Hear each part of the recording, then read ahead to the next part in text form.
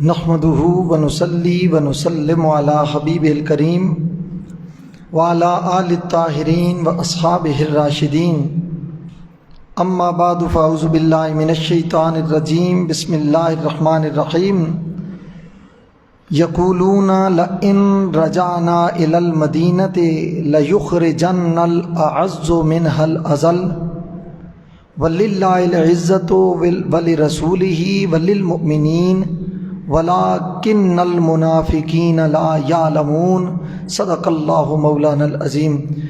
ان اللہ وملائکتہ یصلون علی النبی یا ایھا الذین آمنوا صلوا علیہ وسلموا تسلیما اللہم صل علی سیدنا و مولانا محمد وعلی آل محمد وبارک وسلم۔ آواز بلند پڑھیے، الصلاۃ والسلام علیک یا سیدی یا رسول اللہ وعلی آلک واصحابک یا سیدی یا حبیب اللہ، الصلاۃ والسلام علیک یا رحمۃ للعالمین وعلی آلک واصحابک یا خاتم النبیین، الصلاۃ والسلام علیک یا سید الثقلین وعلی آلک واصحابک یا جد الحسن والحسین۔ تھی جس کے مقدر میں گدائی تیرے در کی، یا رسول اللہ تھی جس کے مقدر میں گدائی تیرے در کی، قدرت نے اسے راہ دکھائی تیرے در کی۔ میں بھول گیا نقش و نگار رخ دنیا، میں بھول گیا نقش و نگار رخ جنت، صورت جو میرے سامنے آئی تیرے در کی۔ مسلک ہے میرا تیری طلب تیرا تصور، مسلک ہے میرا تیری طلب تیرا تصور، اور مشرب ہے میرا صرف گدائی تیرے در کی۔ پھر اس نے کوئی اور تصور نہیں باندھا، پھر اس نے کوئی اور تصور نہیں باندھا، ہم نے جسے تصویر دکھائی تیرے در کی۔ اور انوار ہی انوار کا عالم نظر آیا، انوار ہی انوار کا عالم نظر آیا، چلمن جو کبھی میں نے اٹھائی تیرے در کی۔ اور آیا ہے نصیر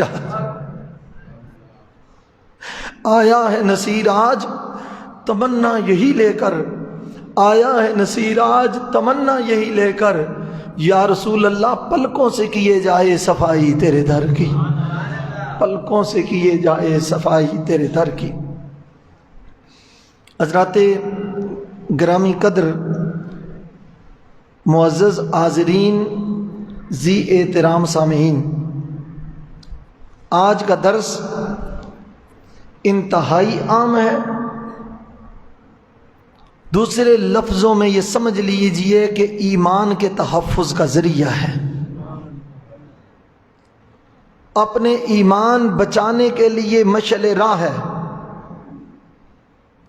اپنی عقیدت بچانے کے لیے ذریعہ نجات ہے۔ تاجدار کائنات امام الانبیاء صلی اللہ علیہ وآلہ وسلم کی نگاہ کرم حاصل کرنے کے لیے ایک واسطہ وسیلہ ہے۔ میں نے جو آیہ مبارکہ تلاوت کی ہے، اللہ تعالیٰ قرآن پاک میں سورہ منافقون میں ارشاد فرماتا ہے، یقولون لئن رجعنا الی المدینۃ، فرمایا کہ یہ منافق لوگ یہ کہتے ہیں کہ ہم جب مدینے کی طرف لوٹ کے آئیں گے، لَيُخْرِجَنَّ الْأَعَزُّ مِنْهَا الْأَذَلَّ، کہ جو زیادہ عزت والے ہیں وہ یہاں سے ذلیل لوگوں کو نکال دیں گے۔ یعنی منافقوں نے، بدبختوں نے یہ سوچا کہ ہم عزت والے ہیں، اور صحابہ کرام کے بارے میں انہوں نے یہ بدبختی کی، کہا یہ جو گروہ ہے یہ ذلیل ہیں، ہم ان کو یہاں سے نکال دیں گے۔ رب ذوالجلال کو جلال آیا، اللہ خالق کائنات مدینہ طیبہ کی اور مدینہ طیبہ کے باسیوں کی، رہنے والوں کی، تاجدار کائنات کے پڑوسیوں کی بے ادبی برداشت نہ کر سکا۔ رب ہو کر فرماتا ہے وَلِلَّهِ الْعِزَّةُ وَلِرَسُولِهِ۔ یہ منافق کیا سمجھتے ہیں کہ عزت ان کی ہے؟ فرمایا لِلَّهِ الْعِزَّةُ، عزت تو اللہ کی ہے، عزت کا مالک اللہ ہے، اللہ کی ذاتی عزت ہے، وَلِرَسُولِهِ، اور اللہ نے ہی عزتیں اپنے رسول کو عطا فرمائی۔ اللہ نے عزتیں دی ہیں اپنے رسول کو، وَلِلَّهِ الْعِزَّةُ وَلِرَسُولِهِ، عزت اللہ کی ہے اور اس کے رسول کی ہے، وَلِلْمُؤْمِنِينَ، اور اللہ نے اپنے اور رسول کے واسطے سے مومنوں کی عزت عطا فرمائی ہے، مومن عزت والے ہیں۔ وَلَٰكِنَّ الْمُنَافِقِينَ لَا يَعْلَمُونَ، ان منافقوں کو کیا پتا مدینے کا مقام کیا ہے، ان پرلے درجے کے ان فتنہ پردازوں کو کیا پتا کہ چوکھٹ مصطفیٰ کا ادب کیا ہے، دہلیز رسول کی عزت کیا ہے، دیار محمد کا درجہ کیا ہے، رسول اللہ کی صلی اللہ علیہ وآلہ وسلم کی بارگاہ کا ادب اور احترام کیا ہے، ان کو کیا پتا۔ وَلَٰكِنَّ الْمُنَافِقِينَ لَا يَعْلَمُونَ، فرمایا یہ جو منافق ہیں ان کو علم ہی نہیں ہے کہ اللہ نے عزتیں اپنے پاس رکھی ہوئی ہیں اور رب نے عزتوں کا تاج محمد عربی کے سر پہ سجا دیا ہے۔ آج آپ کا مجھے ذوق ایک ایسا نظر آنا چاہیے جو عاشق کا اپنے محبوب کے بارے میں ذوق ہوتا ہے، رسول اللہ صلی اللہ علیہ وآلہ وسلم کے عاشقوں کی، حضور کے غلاموں کی، نبی پاک صلی اللہ علیہ وسلم کے نوکروں اور منگتوں کی کمی نہ تھی، نہ ہے اور نہ انشاءاللہ قیامت تک ہوگی۔ فرمایا منافقوں کو نہیں پتا کہ ان کی عزت والا کون ہے، فرمایا ہمیشہ سے عزتوں کا تاج اللہ نے اپنے محبوب کے سر پہ سجا دیا ہے۔ سید عالم صلی اللہ تعالی علیہ وآلہ وسلم نے مدینہ طیبہ کو یثرب کہنے سے منع فرمایا۔ حدیث پاک میں ہے، بخاری شریف کی روایت ہے، فضائل مدینہ منورہ میں آقا کریم سید عالم صلی اللہ علیہ وآلہ وسلم ارشاد فرماتے ہیں کہ میرے مدینہ کو اللہ نے ایک خوشگوار نام عطا فرمایا ہے، طابہ، جو طیب ہے، طاہر ہے، برکت والا ہے، خوشبودار نام ہے۔ یقولون یثرب وہی المدینہ، فرمایا یہ کافر اور منافق اس کو یثرب کہتے ہیں۔ یثرب تو بیماریوں کی جگہ کو کہتے ہیں، یثرب تو جہاں تکلیف ہو، دکھ ہو، بیماری ہو، پریشانی ہو، اس جگہ کو یثرب کہتے ہیں۔ فرمایا میرے آنے سے پہلے یہاں بیماریاں تھیں، تکلیفیں تھیں، مصیبتیں تھیں، جب سے میرے قدم لگے ہیں اللہ نے اس کو مدینہ بنا دیا ہے۔ فرمایا اللہ نے اس کو مدینہ بنا دیا ہے۔ فرمایا یہ مدینہ ہے، یہ برکت والا ہے، یہ نور والا ہے، یہ کمال والا ہے، یہ عزت والا ہے، یہ عظمت والا ہے، یہ شرف والا ہے، یہ نور والا ہے اور یہ جلوہ حضور والا ہے۔ سید عالم نور مجسم صلی اللہ تعالی علیہ وآلہ وسلم کے غلاموں، مدینہ طیبہ کے جس طرح رسول اللہ صلی اللہ علیہ وآلہ وسلم کے 99 نام ہیں، اللہ تعالیٰ کے 99 نام ہیں، ویسے تو کئیوں نے زیادہ بھی لکھے ہیں، مشہور ہیں، اسی طرح مدینہ طیبہ کو بھی اللہ نے 99 نام عطا فرمائے ہیں۔ یہ شہر محبوب کی عزت ہے، یہ رسول اللہ کے دیار کا شرف ہے، مقام ہے۔ حضرت عبداللہ بن زید رضی اللہ تعالیٰ عنہ راوی ہیں، بخاری شریف میں ہے، سرکار نے ارشاد فرمایا اِنَّ إِبْرَاهِيمَ حَرَّمَ مَكَّةَ وَدَعَالَهَا وَحَرَّمْتُ الْمَدِينَةَ كَمَا حَرَّمَ إِبْرَاهِيمُ مَكَّةَ وَدَعَوْتُ لَهَا۔ فرمایا ابراہیم علیہ السلام نے مکہ مکرمہ کو اپنا حرم بنایا تھا اور اس کے لیے ابراہیم علیہ السلام نے دعا فرمائی تھی، فرمایا آگاہ ہو میں نے مدینے کو اپنا حرم بنا لیا ہے۔ فَدَعَوْتُ لَهَا، میں اس کے لیے دعا کرتا ہوں۔ حضور کی دعا ایک وقت کے لیے نہیں ہے، حضور کی دعا ایک گھڑی کے لیے نہیں ہے، ایک لمحے کے لیے نہیں ہے، ایک ہفتے کے لیے، مہینے کے لیے نہیں ہے، جب تک کائنات باقی ہے مدینے کے لیے میرے آقا کی دعاؤں کے ہاتھ پھیلے ہوئے ہیں۔ رسول اللہ صلی اللہ علیہ وآلہ وسلم کا دیار، سید عالم صلی اللہ تعالی علیہ وآلہ وسلم کا یہ گھر ہے۔ اور ایک اور روایت میں جو صحیح مسلم میں ہے، میرے آقا کریم صلی اللہ تعالی علیہ وآلہ وسلم نے ارشاد فرمایا کہ ابراہیم نے مکہ کو گھر بنایا تھا، میں نے مدینہ کو گھر بنا لیا ہے۔ فرمایا ان دونوں پتھریلی زمینوں کے درمیان نہ کسی درخت کو کاٹا جائے اور نہ کسی جانور کا شکار کیا جائے۔ اب مجھے اتنا بتاؤ، درخت کٹے تو رسول اللہ کو تکلیف پہنچے، جانور پر تیر لگے تو رسول اللہ کو تکلیف پہنچے، جن بدبختوں اور بے ادبوں کو چوکھٹ مصطفیٰ کا حیا نہیں، ان کا ایمان کے ساتھ کیا لینا دینا ہے؟ ان کو رسول اللہ صلی اللہ علیہ وآلہ وسلم کی ذات کے ساتھ کیا ان کا لینا دینا ہے؟ اور یہ درس آج انتہائی عام ہے، میرا دل دکھا ہوا ہے، خون کلیجے میں سمجھے کہ ایسا درد ہے میں بیان نہیں کر سکتا، اور دل خون کے آنسو روتا ہے۔ گزشتہ راز جو مدینہ طیبہ میں دہلیز رسول پر، چوکھٹ مصطفیٰ پر، دربار مصطفیٰ صلی اللہ علیہ وآلہ وسلم نے ہوا، اور اپنے آپ کو پاکستانی کہنے والوں نے کیا، اپنے آپ کو عاشق رسول کہنے والوں نے کیا، اپنے آپ کو ناموس رسالت کا ٹھیکیدار کہنے والوں نے کیا، اپنے آپ کو نبی کا عاشق کہنے والوں نے کیا۔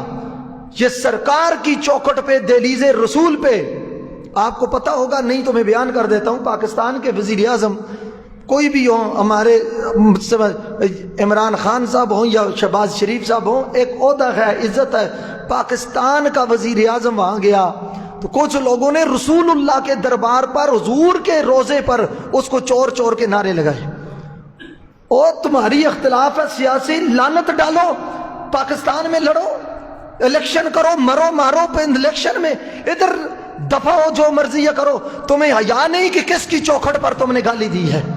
تمہیں اتنا خدا کا خوف نہیں ہے؟ تم اتنے منہ زور ہو گئے ہو، تم اتنے بدبخت ہو گئے ہو، تم اتنے پلید ہو گئے ہو۔ آپ کہیں گے کہ شاہ صاحب آج جلال میں بات کر رہے ہیں، جس کو رسول اللہ کی چوکھٹ پر، حضور کے مواجہ شریف پر، حضور کے دربار پر، رسول اللہ کے مزار پر، رسول اللہ کے مدینے میں، رسول اللہ کی جالی کے سامنے، جس کو اس پر غیرت نہیں آتی، اس کو کلمہ پڑھنا چاہیے دوبارہ۔ یا نہیں ہے؟ سرکار کی بارگاہ اٹھائیے قرآن، اللہ کیا فرماتا ہے؟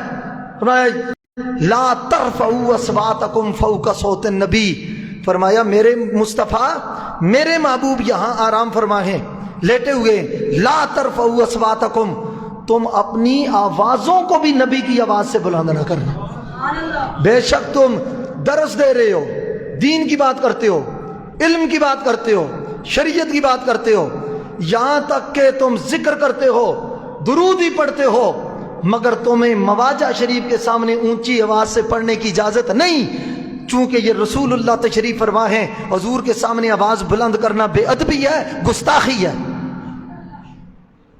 جب سرکار کے سامنے اونچی آواز سے بول نہیں سکتے، اور رسول اللہ کے سامنے ظالموں تم اپنے سیاسی انتقام لے رہے ہو۔ آپ کو میرا مزاج پتہ ہے، میرا کوئی سیاسی لینا دینا نہیں ہے کسی سے ساتھ، یہ مزاج پتہ ہے آپ کو، 14 سال ہو گئے آپ میں، میرا کسی سے کوئی سیاسی عمل دخل لینا دینا نہیں ہے، مگر عزت رسول کی بات آئے، میرے آقا کی عزت چوکھٹ پر حملہ ہو اور بے ادبی ہو، مر نہ جاؤں میں، پھر میں 4 لفظ نہ بول سکوں، مجھے پھر زندہ رہنے کا حق نہیں ہے کہ میں رسول اللہ کی عزت کی بات نہ کر سکوں، رسول اللہ کی چوکھٹ کی عزت کی بات نہ کر سکوں۔ یہ مصلی، یہ محراب، یہ ممبر، یہ مسجدیں، یہ درگاہیں، یہ مزار، یہ عزتیں، یہ عظمتیں، یہ خطبے، یہ ممبر، یہ رسول اللہ کے قدموں کا صدقہ ہے۔ ایسی بات یہ نہیں، یہ سب کچھ کائنات میں عزت رسول اللہ صلی اللہ علیہ وسلم کی وجہ سے۔ میں کسی پارٹی کو بھی نامینیٹ نہیں کرتا، انہوں نے کیا یا جنہوں نے کیا، مگر جو آگے جو حضرات سن لیں، یہاں پی ٹی آئی سے تعلق رکھنے والے لوگ بیٹھے ہوئے ہیں سارے، میں ان کو متنبہ کرتا ہوں، جو اس بدبختی، توہین اور گستاخی کی آگے شیئر کرے، اس کو لائک کرے، اس پر کمنٹ کرے، وہ کل کس منہ سے رسول اللہ کے سامنے جائے گا؟ آپ سمجھ رہے ہیں میری بات میں جو کہہ رہا ہوں؟ اس کی مذمت کرتا ہوں، میں شدید الفاظ میں مذمت کرتا ہوں۔ سرکار کے سامنے گالی دی جا رہی ہے، نعوذ باللہ۔ آپ کہیں گے گالی کیا دی؟ کسی کو چور کہنا یہ گالی ہے؟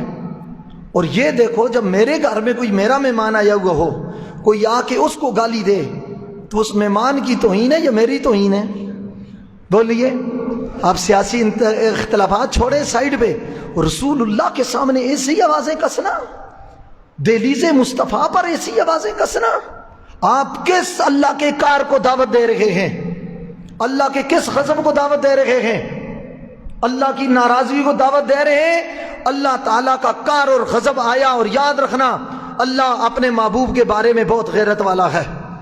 ابو لہب نے صرف اتنا کہا تھا تبت یدا ابی لہب وتب، اس نے صرف اتنا کہا تھا تب اللہ کا نعوذ باللہ، اس نے کہا تھا آپ کا ہاتھ ٹوٹ جائے، ثم نعوذ باللہ، نعوذ باللہ، نقل کفر کفر نباشد۔ اب رب ہے، اس کو تباہ کر دیتا، برباد کر دیتا۔ ابو لہب کی حیثیت ہی کیا ہے رب کے آگے؟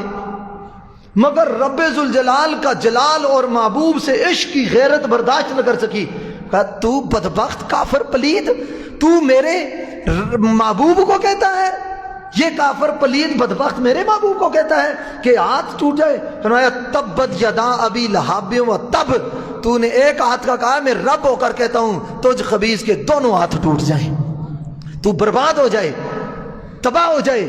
تو میرے محبوب کے بارے میں ہلکا جملہ بولتا ہے؟ رب غفور الرحیم بھی ہے، غیور ہے، اپنے محبوب کے بارے میں ہلکا جملہ رب برداشت نہیں کرتا۔ اب پھر اوپر یہ تعویلیں کریں، کوئی یہ تعویل، یہ بے ادبی ہوئی ہے حضور کی چوکھٹ کی، جہاں رب فرمائے لا ترفعوا اصواتکم فوق صوت النبی، کہ نبی کی آواز پر تم نے اپنی آواز بھی اونچی نہیں کرنی، اور وہاں احتجاج کرنے، وہاں نعرے لگانے، وہاں کسی کو گالیاں دینا، وہاں کسی پر جملے کسنا، یہ تو اللہ کے کار کو دعوت دینے والی بات ہے۔ یہ تو رسول اللہ صلی اللہ علیہ وسلم کا دل دکھایا گیا ہے، رسول اللہ کی عزت پر حملہ کیا گیا ہے۔ اور کوئی غیر کرتا تو ہم احتجاج کرتے، غیر کرتا تو ہم جلوس نکالتے، غیر کرتا تو ہم جلسے کرتے، غیر کرتا تو ہم احتجاج کرتے ہیں، اور اپنے آپ کو عاشق رسول کہنے والے یہ کہیں ہم نے ناموس رسالت کا مقدمہ لڑا، اور وہ رسول اللہ کی چوکھٹ کی توہین اور بے ادبی کریں، ان کو چھوڑ دیا جائے گا؟ خدا کی عزت کی قسم، نہ وہ خدا سے معافی پا سکتے ہیں، نہ مصطفیٰ سے معافی پا سکتے ہیں، اور نہ ہی رسول اللہ صلی اللہ علیہ وآلہ وسلم کے غلاموں سے۔ یہ ذہن میں کسی کا نہ خیال رہے کہ کسی کو کہ پتہ نہیں کسی کی طبیعت دیکھ کے کوئی بات کریں گے۔ اس مسلح نے امام حسین علیہ السلام کی نوکری کا صدقہ، امام حسین کی غلامی کا صدقہ، امام حسین علیہ السلام کی چاکری کا صدقہ اتنی حسینیت کی جرت دی ہے، جو حق بات ہے انشاءاللہ ڈنکے کی چوٹ پہ کریں گے، قائم بھی رہیں گے، جان دینی پڑی اس پر دے دیں گے انشاءاللہ العزیز۔ یہ رسول اللہ صلی اللہ علیہ وسلم کے سامنے، اور اب تعویلیں، وہ نہیں یہ کہا فلاں کرا، ظالموں یہ دیکھو چوکھٹ کون سی ہے، لے سانس بھی آہستہ کہ یہ دربار نبی ہے۔ یہاں تو اونچی سانس لینے کی بھی اجازت نہیں ہے، اونچی سانس لینے کی اجازت نہیں ہے، جس سرکار کا دربار ہے، یہ رسول اللہ کی چوکھٹ ہے۔ یہ نہیں میں کہتا کہ این وزیر اعظم کے ساتھ ہوا، پہلے جو وزیر اعظم تھے ان کے ساتھ بھی اگر یہ ہوتا وہ بھی غلط ہے، کسی کے ساتھ بھی ہوتا یہ غلط ہے۔ دشمن بھی کوئی ہے نا، اس چوکھٹ پہ تو سب کو پناہ ملتی ہے، اس چوکھٹ پر تو سب کو پناہ ملتی ہے۔ اور سرکار دو عالم صلی اللہ علیہ وسلم کی چوکھٹ پر مرد آباد کے نعرے لگانا، غدار کے نعرے لگانا، چور چور کے نعرے لگانا، جنہوں نے یہ کلچر پھیلایا ہے اللہ ان کو نیست و نابود کرے، اللہ ان کو تباہ و برباد کرے، جنہوں نے رسول اللہ کی چوکھٹ کا حیا نہیں کیا۔ اور میں نہیں سمجھتا کوئی کلمہ پڑھنے والا اس کی تصدیق کرے گا۔ اور ذمہ داران نظرات یہاں بیٹھے ہوئے ہیں، میں اس درس کے وساطت سے، اس مائک کی وساطت سے ہماری یہاں تک پہنچا، یہ ہماری طاقت ہے، یہ ہماری آواز ہے۔ میں ذمہ داران سے کہتا ہوں، خان صاحب کے جو ذمہ داران، خان صاحب خود بولیں، اس لیے کہ رسول اللہ کی عزت سے بڑی کسی کی عزت بھی نہیں ہے، سمجھ آئیے، خود بیان جاری کریں جنہوں نے یہ عرضہ سرائی کی ہے، جنہوں نے یہ بدبختی کی ہے، جنہوں نے رسول اللہ کی چوکھٹ کا تقدس پامال کیا، دیار مصطفیٰ کی عزت پر حملہ کیا، جنہوں نے دہلیز محمد کی عزت کو مجروح کیا، وہ توبہ کریں، کلمہ پڑھیں، اللہ سے بھی معافی مانگیں، رسول اللہ سے بھی معافی مانگیں۔ اور پھر مدینہ طیبہ نہیں جی کہ اب یہ تعویل کرتے پھر نہیں جی مواجہ شریف کے سامنے نہیں ہوا، وہ باہر چھتریوں کے پاس ہوا ہے۔ اس سوچ پر بھی کوئی ایسی تعویل کرتا ہے، لعنت ہو ایسی سوچ پر۔ کیا وہاں رسول اللہ آواز نہیں سن رہے؟ نہیں، وہاں حضور کو آواز نہیں جاتی؟ استغفر اللہ العلی العظیم۔ اب بتائیے نا، پھر جو مسجد نبوی میں ثواب ہے 50,000 نمازوں کا، وہ صرف آگے روضہ شریف کے پاس ہے؟ مسجد کی پچھلی صف میں اختتام میں یا بارسین میں پڑھتے ہیں تو وہ نماز پڑھنے والے کو 50,000 کا ثواب نہیں ملے گا؟ بولیے نا، ملے گا نا۔ جب ملے گا تو وہاں حضور نہیں سنتے؟ آسمان کے نیچے، عرش کے نیچے، یہ وہ جگہ ہے از عرش نازک تر ہے۔ آسمان کے نیچے مگر عرش سے بھی زیادہ نازک تر وہ جگہ ہے۔ نفس گم کردہ میں آئے جنید و با یزیدی جا، جہاں با یزید بستامی جیسے اور حضرت جنید بغدادی جیسے اپنی سانس کو بھی روک کے آتے ہیں کہ لو سانس بھی آہستہ، کہ یہ دربار نبی ہے، یہ رسول اللہ کی چوکھٹ ہے، یہ رسول اللہ کا گھر ہے، یہ رسول اللہ کا دروازہ ہے۔ روایت میں آتا ہے کہ جس مٹی سے بندے کا وجود بنایا جاتا ہے، اسی میں اس کو دفن ہونا نصیب ہوتا ہے، اسی میں اس کی تدفین ہوتی ہے۔ اور بناتے ہیں کہ یہ شہر مدینہ وہ ہے جہاں رسول اللہ دفن سرکار کا وجود مبارک بھی اسی مٹی سے بنایا گیا، اسی جگہ کی مٹی لے کر رسول اللہ کا وجود مبارک بنایا گیا۔ اور اس جگہ رسول اللہ صلی اللہ علیہ وآلہ وسلم تشریف فرمائیں۔ کیا سرکار نے نہیں فرمایا من ظلم علی آل المدینہ فعلیہ لعنت اللہ والملائکۃ والناس اجمعین؟ فرمایا جو آل مدینہ پر ظلم کرے اس پر اللہ کی بھی لعنت، فرشتوں کی بھی لعنت، سارے لوگوں کی بھی لعنت۔ اب آل مدینہ پر کی جو عزت کا خیال نہ رکھے اس پر لعنت، تو جو رسول اللہ کی عزت کا خیال نہ رکھے۔ لوگوں کو پتہ نہیں، اور کئی دفعہ سیاست میں اتنے آگے چلے جاتے ہیں، بحران ہوں ان لوگوں کو کہ اتنے آگے سیاست میں جائیں گے، آپ تقدس مصطفیٰ بھول جائیں گے، آپ دربار رسول کا ادب بھول جائیں گے، عظمت رسالت بھول جائیں گے۔ جن لوگوں کو جو ذمہ دار ہیں اور ان لوگوں نے ان پر اب فرض بنتا ہے کہ وہ برات کا اعلان کریں، جنہوں نے کیا غلط کیا ہے، حرام کا ارتکاب کیا ہے، بے ادبی کی ہے، گستاخی کی ہے، اور اس کو جو شیئر کرے گا وہ بھی مردود ہوگا، اس پر جو خوشی کا اظہار کرے گا وہ بھی مردود ہوگا، اس پر جو رضامندی کا اظہار کرے گا وہ بھی مردود ہوگا۔ کہ رسول اللہ کی چوکھٹ کی بے ادبی ہو اور پھر اس کو بندہ یہ کہ نہیں تعویلیں کرے اور اس طرح کرے۔ انا للہ و انا الیہ راجعون، سب پڑھیں انا للہ، ایک دفعہ پھر پڑھیں انا للہ و انا الیہ راجعون۔ یہی تعویلیں تو پھر یزید کے پاس بھی تھیں، وہ بھی کہتا تھا چونکہ میں حکمران ہوں اور امام حسین میرے خلاف نکلے تھے، انہوں نے بغاوت کی تھی اور باغی کی سزا یہ ہونی چاہیے، نعوذ باللہ من ذالک۔ تعویلیں تو کرنے والے یزیدی بھی کرتے ہیں، مگر آج بھی کائنات سب سے بڑا امتحان، کائنات سب سے بڑا انتقام بتاتی ہے کہ ہر روز آل ایمان یزید پر لعنت بھیجتے ہیں اور سر جھکا کر حسین اور حسین کے نانا پر درود و سلام پڑھتے ہیں۔ آج میرا دل بہت دکھا ہوا ہے، سچی میں آپ کو بات بتاؤں، جب سے یہ بات سنی، یا یہ دیکھی یہ فیضاد میرے ساتھ تھے اور یہ حضرات تھے، اور اس وقت سے میرے دل کو سکون نہیں کہ سرکار کی بارگاہ میں حضرت سیدنا فاروق اعظم رضی اللہ تعالی عنہ کا دور ہے۔ صحابی فرماتے ہیں کہ دو بندے مسجد نبی میں بیٹھ کر باتیں کر رہے تھے اور تھوڑی سی ان کی آواز اونچی ہو گئی تو حضرت فاروق اعظم رضی اللہ تعالیٰ نے کنکری اٹھا کر مجھے آرام سے ماری، یعنی آواز نہیں دی مجھے، کنکری ماری۔ جو ہی کنکری لگی تو میں حضرت فاروق اعظم رضی اللہ تعالیٰ عنہ کے پاس طرف متوجہ ہوا تو آپ نے فرمایا ان دونوں کو میرے پاس بلا کے لاؤ۔ میں گیا، ان دونوں کو بلا کر لے گیا، فاروق اعظم رضی اللہ تعالیٰ عنہ کو سائڈ پر لے گئے، کہا من این انتما، تم دونوں کہاں سے آئے ہو؟ یہ بخاری کی روایت ہے، تم دونوں کہاں سے آئے ہو؟ انہوں نے کہا ہم طائف سے آئے ہیں۔ حضرت فاروق اعظم نے فرمایا تمہیں اس چیز کا خیال اور حیا نہیں کہ رسول اللہ آرام کر رہے ہیں اور تم اونچی آواز سے باتیں کر رہے ہو؟ تم اگر مدینے سے ہوتے تو میں تمہیں کوڑوں کی سزا لگا دیتا، کوڑے مارتا میں تمہیں، تمہیں اتنا حیا نہیں کہ رسول اللہ آرام کر رہے ہیں اور تم باتیں کر رہے ہو؟ ظاہر وہ مسجد میں بیٹھ کے کیا باتیں کر رہے ہوں گے؟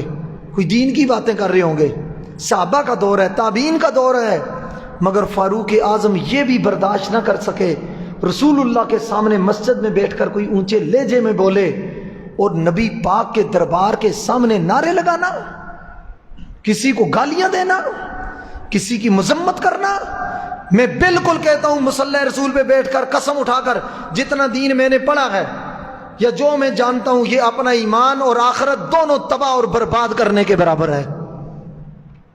بالکل اس پر کوئی اگر خوش ہوا ہے اس کو دیکھ کر، وہ انا للہ انا الیہ راجعون پڑھے، کلمہ پڑھ کے توبہ کرے اللہ سے، ورنہ لیلۃ القدر ایک کیا ہے، ہزاروں لیلۃ القدر بھی اس کو بخشوا نہیں سکتی۔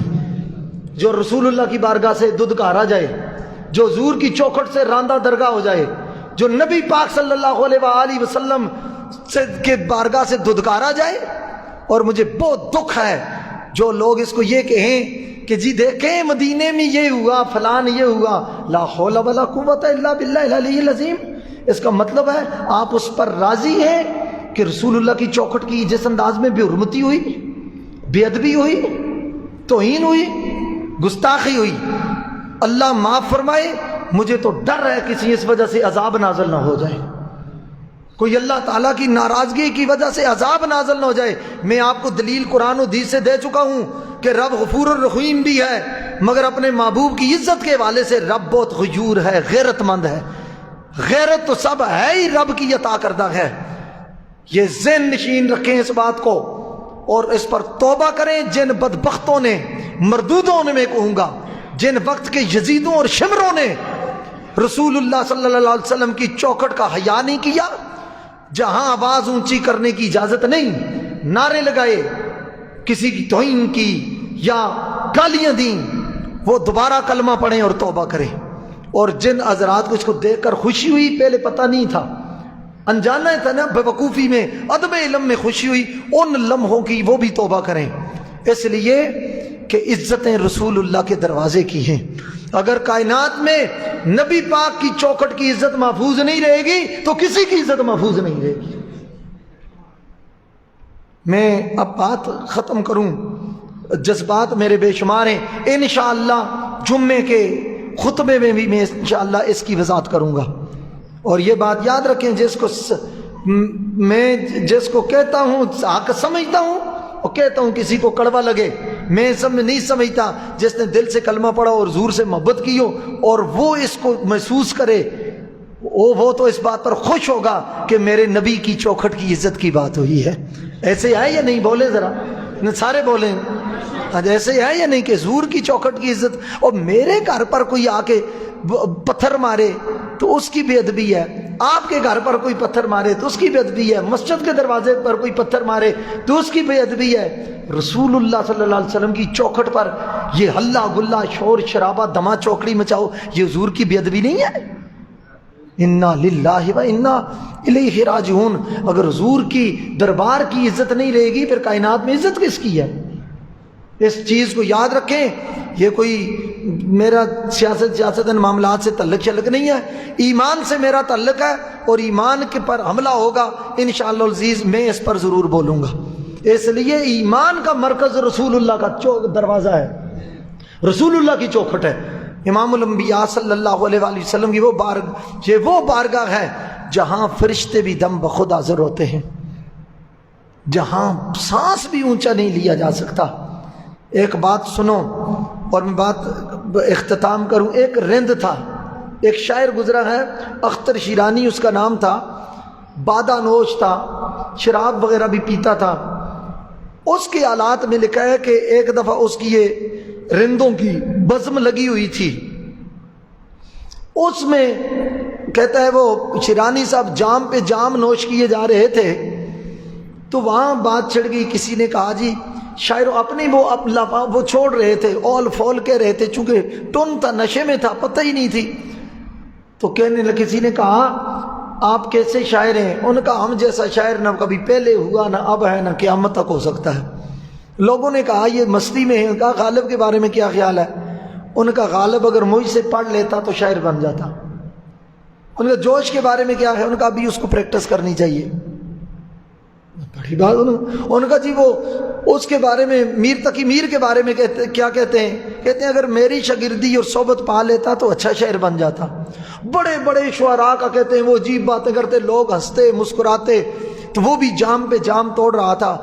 اسی اثناء میں کسی بندے نے اس سے یہ پوچھ دیا کہ بتائیں آپ تاجدار کائنات امام الانبیاء کے بارے میں کیا کہتے ہیں؟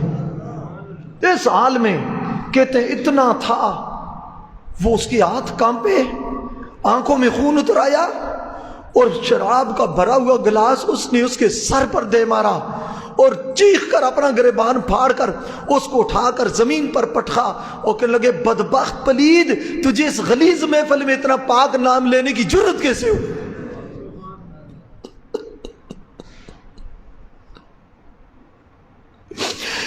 اتنی ایسی گندی محفل میں، نجس محفل میں، ناپاک محفل میں تمہیں اتنا پاک نام، طیب نام، طاہر نام، مطہر اور نورانی نام لینے کی تجھے جرت کیسے ہوئی؟ یہ کہہ کر کہتے ہیں کہ وہ کمرے میں چلا گیا اور رونے کی آواز آئی، آہوں کی سسکیوں کی آواز آئی. کہتے ہیں دروازہ کھول کر گئے تو اندر تڑپ رہا تھا اور وہ کہہ رہا تھا کہ ان کو کیا ہو گیا ہے، یہ بدبخت ہم سے جینے کا آخری سہارا بھی چھین لینا چاہتے ہیں، ہم سے یہ جینے کا آخری سہارا بھی چھیننا چاہتے ہیں. ایک بادہ نوش کو، ایک شرابی کو نشے کی حالت میں بھی رسول اللہ کے نام کا تقدس کا خیال ہو، اور اپنے آپ کو روزہ رسول پر حاضری دینے والوں پر فخر کرنے والوں کو، ناموس رسالت کی بات کرنے والوں پر، عاشق رسول کہنے والوں کو، اگر رسول اللہ کی دہلیز اور چوکھٹ کا حیا نہ ہو، لعنت ہو ایسی سوچ پر. یہ ایمان کا تقاضا ہے. لا دین لمن لا غیرت لا، جس کے اندر غیرت ایمانی نہیں، اس کے دین کا کیا اعتبار ہے؟ عجب ہے تیری سیاست، عجب ہے تیرا نظام، حسین سے بھی مراسم، یزید کو بھی سلام. نہ نہ نہ نہ، ایسا نہیں ہو سکتا. جہاں نور ہے وہاں ظلمت کا گزر نہیں ہو سکتا، جہاں خوشبو ہے وہاں بدبو کا گزر نہیں ہو سکتا. جس دل میں حسین رہتا ہے اس گلی میں یزید کا پھیرا نہیں پڑ سکتا. یاد رکھیں اس بات کو، یہ ایمان کا تقاضا ہے. اور سمجھائیں جو اپنے جو چھوٹے ہیں، جو کارندے، میں قبلہ شاہ صاحب بیٹھے ہیں ان کو مخاطب کرتا ہوں، چونکہ میں حضور کا یہ واقعہ سنایا، ان کی آنکھوں میں بھی آنسو ہیں، وہ بھی رکت میں ہیں. ہماری آواز ان تک پہنچتی ہے، شاہ صاحب کی آواز اوپر تک پہنچتی ہے. میں شاہ صاحب آپ سے التجا کرتا ہوں یہ اوپر تک آواز آئے. خان صاحب کی طرف سے اس پر مذمت کا بیان آنا چاہیے کہ جنہوں نے رسول اللہ کی چوکھٹ پر نعرے لگائے، ہلڑ بازی کی ہے، سرکار کی بارگاہ کی بے ادبی ہوئی ہے. کسی سیاستدان کے ساتھ کرنا ہے پاکستان میں گلی گلی جلسے کریں، زندہ باد کہیں، مرد آباد کہیں، جو مرضی ہے کہیں، چور کہیں، فرار کہیں، غدار کہیں، ہمیں اس سے کوئی غرض نہیں ہے، لینا دینا نہیں ہے، مگر رسول اللہ کی بارگاہ کی بے ادبی ہم برداشت نہیں کر سکتے. انشاءاللہ شاہ صاحب موجود ہیں، یہ دوسرے جو حضرات موجود ہیں. میرا پیغام آپ کی شرعی ذمہ داری ہے، میں لائیو کہہ رہا ہوں کیونکہ یہ ذمہ دار ہیں، بڑا ایک عہدہ ہے ان کے پاس. میں لائیو کہہ رہا ہوں، میں اللہ کی بارگاہ میں بری ذمہ ہوں.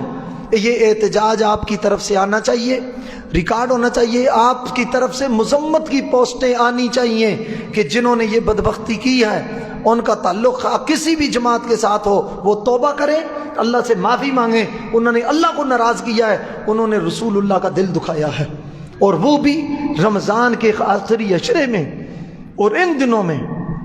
بس یہ میرا پیغام تھا. سارے درس جمع کر کے میں رسول اللہ کی دہلیز پر قربان کرتا ہوں. حضور کی چوکھٹ کی عزت نہیں رہی تو ہم نے رہ کے زندہ رہ کے کیا کرنا ہے؟ ہماری کیا عزتیں، میں آپ کی کیا عزتیں؟ ان العزت للہ،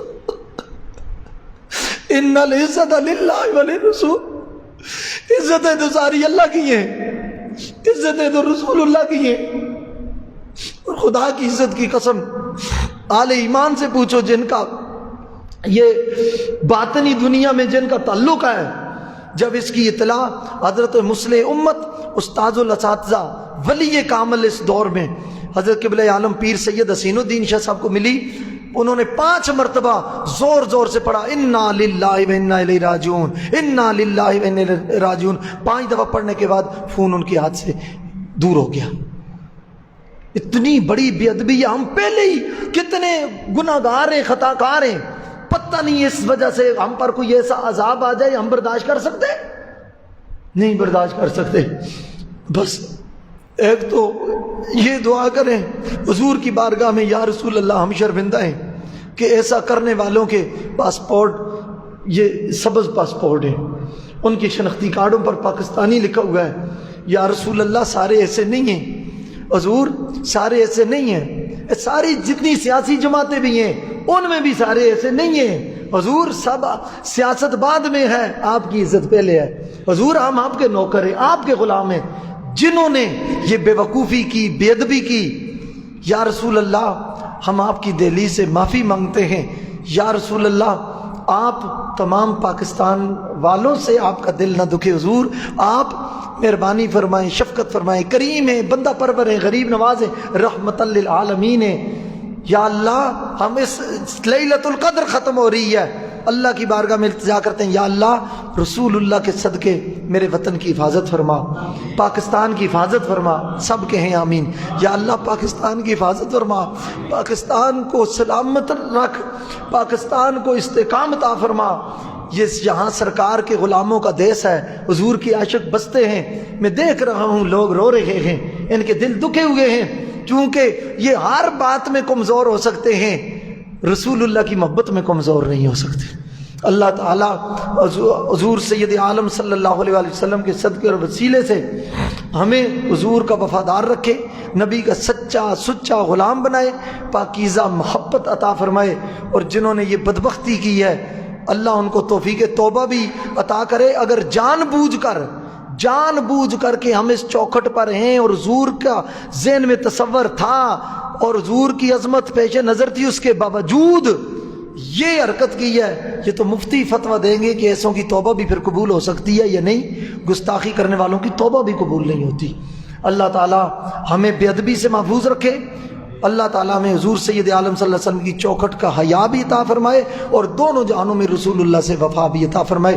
کم از کم سارے حضرات اونچی آواز سے 5 دفعہ درود پاک پڑھیں، ہم حضور کی بارگاہ میں نذرانہ درود ہی پیش کر سکتے ہیں، آواز بلند پڑھیں، گنبد خضرا کا تصور کر کے، الصلاۃ والسلام علیک یا سیدی یا رسول اللہ، اونچی آواز سے پڑھیں، الصلاۃ والسلام علیک یا سیدی یا رسول اللہ، الصلاۃ والسلام علیک یا سیدی یا حبیب اللہ، الصلاۃ والسلام علیک یا رحمت للعالمین وعلی آلک وصحبک یا خاتم النبیین، الصلاۃ والسلام علیک یا سید الثقلین وعلی آلک وصحبک یا جد الحسن والحسین، الصلاۃ والسلام علیک یا نبی اللہ وعلی آلک اصحابک یا نور اللہ، الصلاۃ والسلام علیک یا سیدی یا رسول اللہ وعلی آلک واصحابک یا حبیب اللہ، وآخر دعوایا ان الحمد للہ رب العالمین۔